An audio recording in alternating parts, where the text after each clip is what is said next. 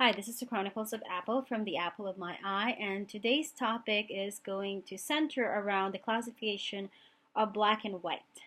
Humans having different races, the European race, the Asian, the African, and I can assure you that it's all a joke. Look up this store, Human Molecular Genetics, okay? Okay, and if you were to look at, just to make the long story short, there are different genetic markers for color. And it says it right here, okay? And this is not the only one. This is just, I can't read all this stuff. So when you're talking about human genetics, it's a lot like if you look at a wolf, and the wolf is packed with different genetic genomes of the different dogs that we have today. So a wolf is like the motherboard. It has all of the genetic marker that makes up all the dogs. Now, from the wolf, alleles get separated, and so they will have different texture, curly, straight, whatever. Then from there, if those lighter skinned and if the lighter colored dogs and the curly haired dogs are produced, like let's say they're poodles now. If the poodle hook up with another poodle who already lost some of the alleles that causes darker pigmentation, those two poodles are not, two white poodles are not going to produce a colored poodle. Okay? However, you can have two colored animals produce an albino. So what I want people to realize is when it says here, direct testing of range of clonal melanocyte cultures derived from donor skin tissue characterized for 3 casual SNPs within SLC 45A2, SLC 24A5, and OCA2 has assessed their impact on melanin content and tyrosinase enzyme activity. From a culmination of genetic and functional studies, it is apparent that the number of genes impacting melanosome biogenesis or the melanin biosynthetic pathway are candidates to explain the diversity seen in human pigmentation. So it's more than one genetic marker. Okay, this is just telling you a few, okay? It will go on, and there's a lot of other ones that designated the eye color. So pretty much, if you are missing a gene for the pigmentation, you could end up with blue eyes. So here's some pictures, and I'm going to show you. Here is, this is what we call African, okay? But look at her face. She looks Asian, doesn't she? Okay? Some of the people in the Philippines look like her, minus the curly hair. Now look at this Somalian, okay? Look at her features. She looks like if you turn this picture white, she's gonna look like a European. Okay? Again, look at that. Look at the nose. Look at the eyes. Look at the lips. Look at the forehead. These are not features of African, but she's in Africa. Okay? So let's look at this.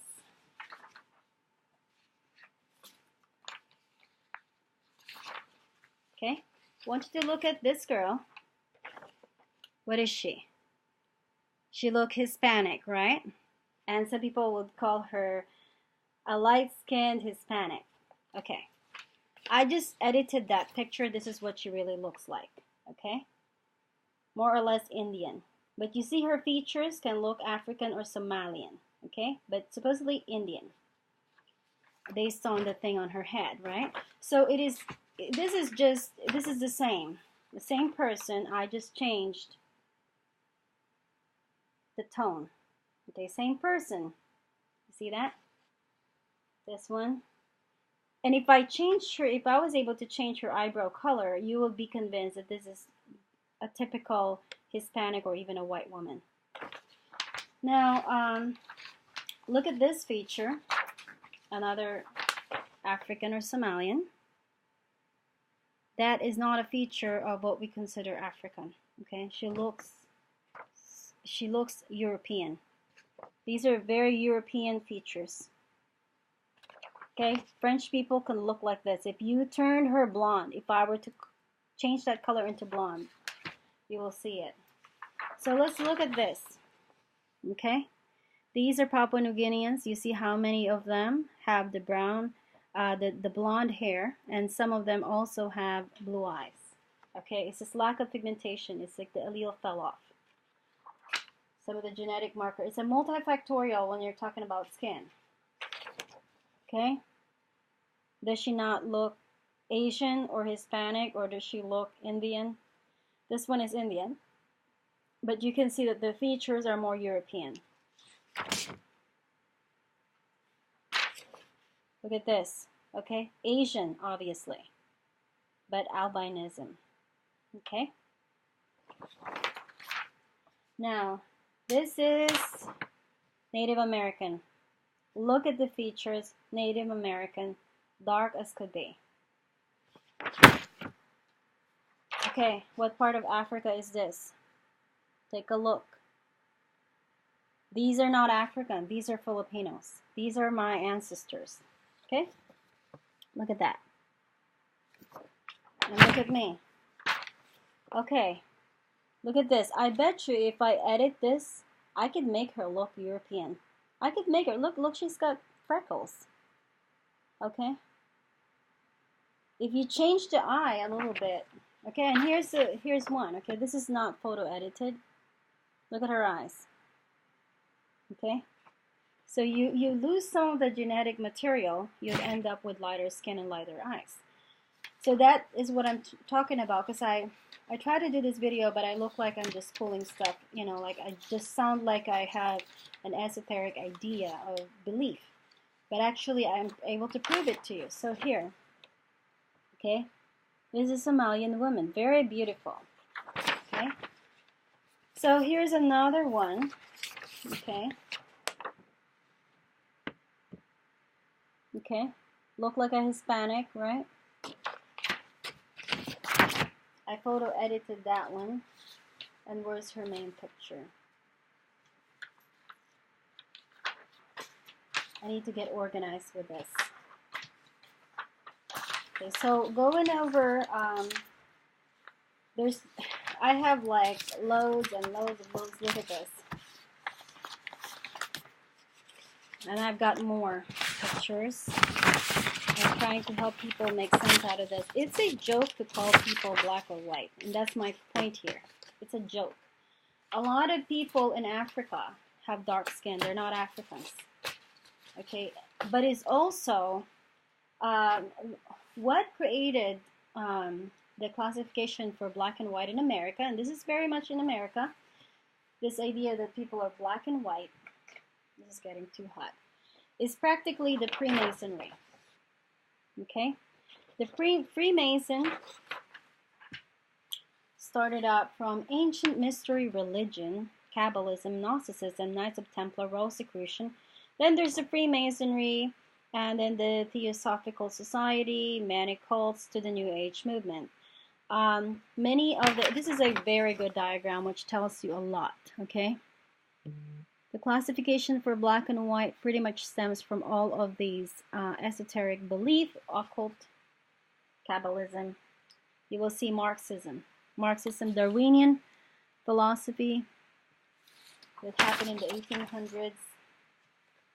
If you were to type in the Bible, are human beings considered black and white? It never existed. God did not classify people. When it's talking about the same kind, it's talking about your belief system. It's not about physically looking dark skin or light skin. Jewish people over the years, okay, so here's Adam, okay, and if you were to type in Adam, by the time you see the flood, date of the flood, you will see that you see the age here is very long. When the flood happens, the atmosphere changed, the oxygen has changed, and now they're not living very, very long. So by the time we go further down here, no more than 120 years. Okay, as God predicted. So there's a change in the environment. So let me organize this so that it doesn't get confusing. And so I'm going to have to do a series of this. Now, what I want people to realize is that Noah's Ark,